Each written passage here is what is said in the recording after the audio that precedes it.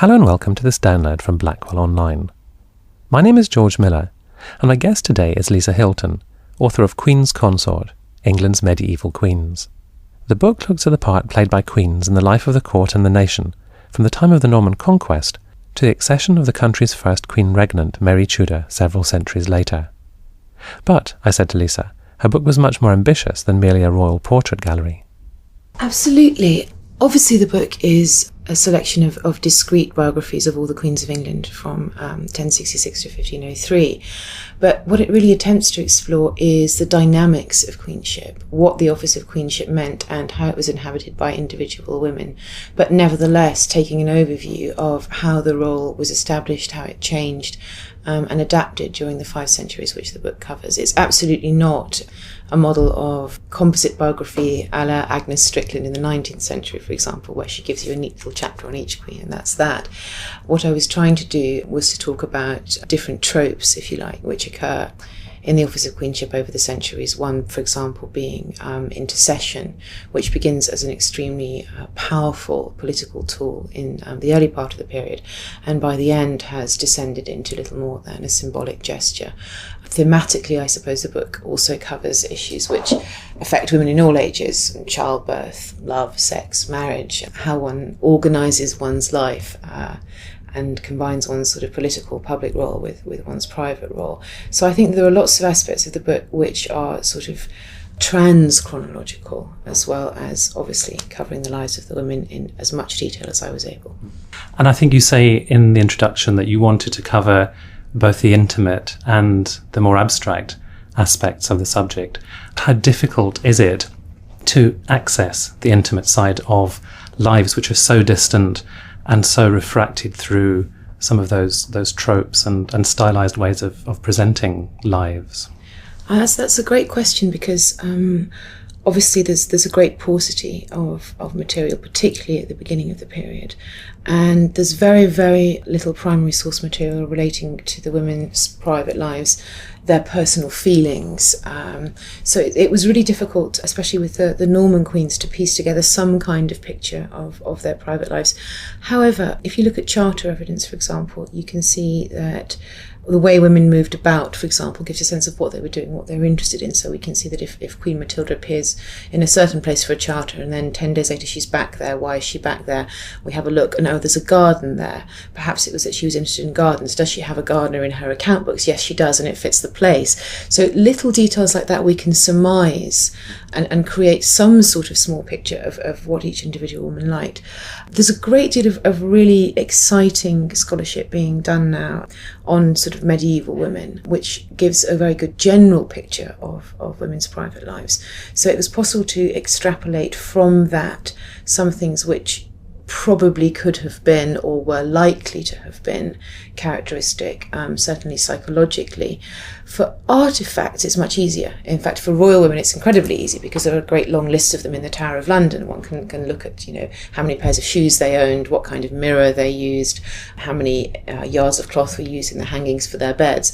And again, from small details like that, it is possible to ascertain different women's tastes. I mean, we know, for example, that Eleanor of Castile had a great passion for eating fruit, which was considered extremely eccentric.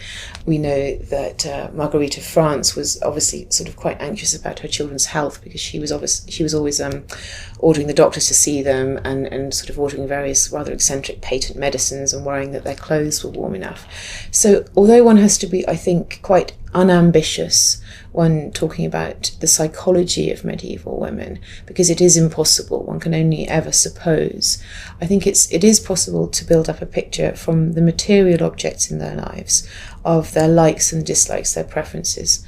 And then when you add that to other evidence in terms of what they were doing, their relationships with their husbands, their political allegiances and so on, it does become possible to build up some sort of picture of private character.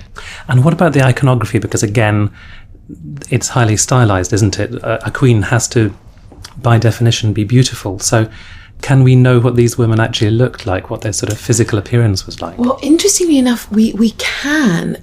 Matilda of Scotland was considered extremely dowdy by her husband's fashionable Norman courtiers.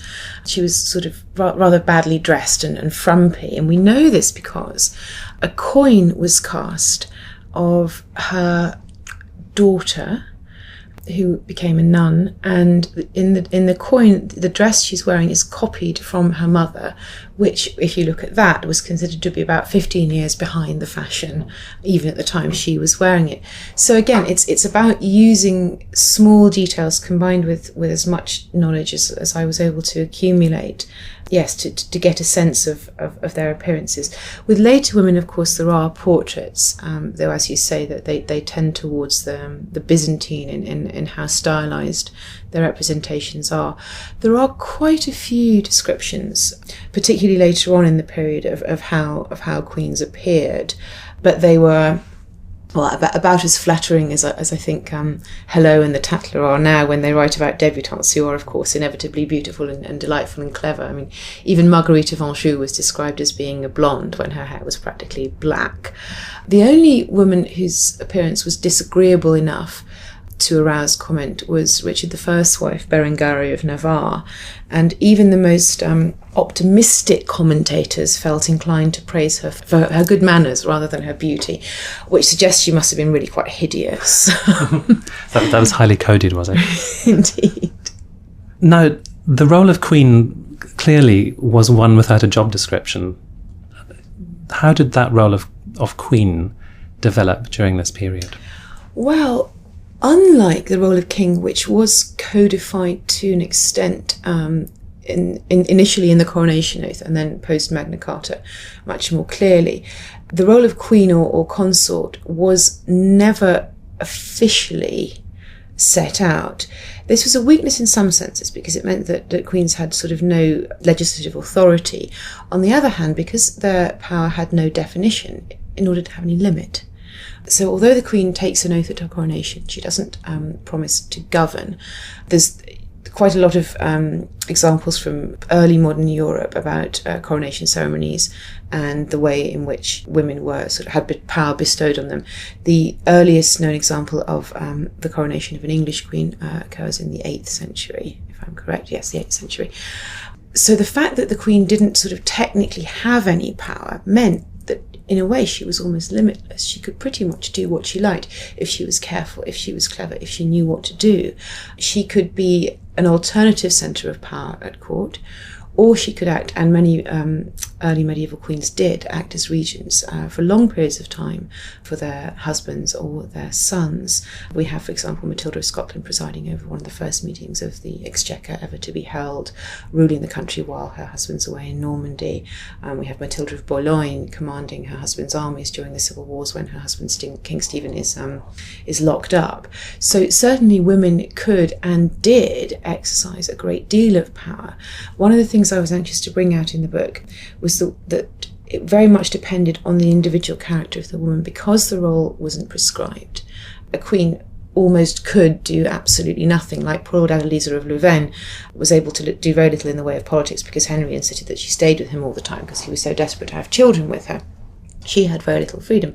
Another woman, like Matilda of Boulogne, for example, or indeed Isabella of France, who, let's not forget, did the thing that no European male had ever done, which was depose an anointed monarch. I mean, this was beyond heretical. It was inconceivable, it was unthinkable, and it was done for the first time by a woman. She then went on to rule England in lieu of her son alongside her lover. I mean, she achieved a level of power which I think we forget it was possible for women to do. So I would argue that far from being a disadvantage, it was actually in the end an advantage in the hands of the right woman.